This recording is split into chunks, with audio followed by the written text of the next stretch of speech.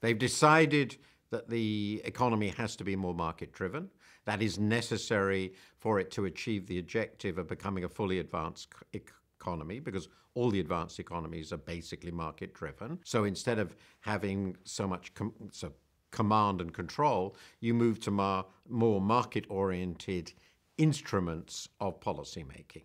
So the whole thing goes together. Now, this is actually a very complicated transition to make. It's one that China's been in for a long time, but the next stage will certainly be very complicated and difficult, among the most complicated, because essentially two things are going on at the same time. The structure of the economy is changing profoundly towards services, away from industry, towards consumption, away from investment. So the economic structure is changing. And at the same time, the way of regulating and controlling the economy is moving from, as it were, top-down command and control, credit rationing, all that, to more market-oriented instruments.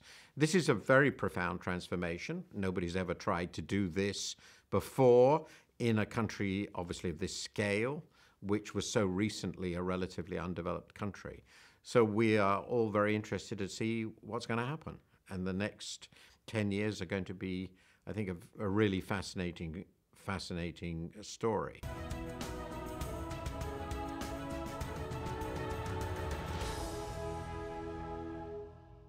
I think the record of Chinese reform in the last 35 years, in the broad, has obviously been very remarkable.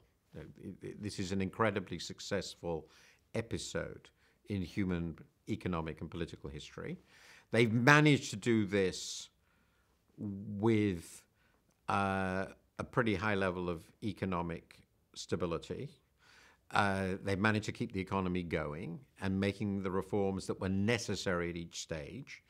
They tend to do it on a trial and error basis, so they don't do everything everywhere. They try it out in a part of the country, see what happens, learn from it. I think that's very sensible. I think particularly if you're running a country, as you said, of this scale, with immense complexity, trying to do everything at once risks chaos. Obviously it does.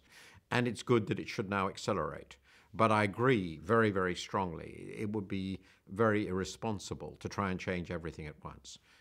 In a country of this scale and complexity, it obviously makes sense to decide what are the really important bottlenecks now, what are the really important things, and how are we going to fix those?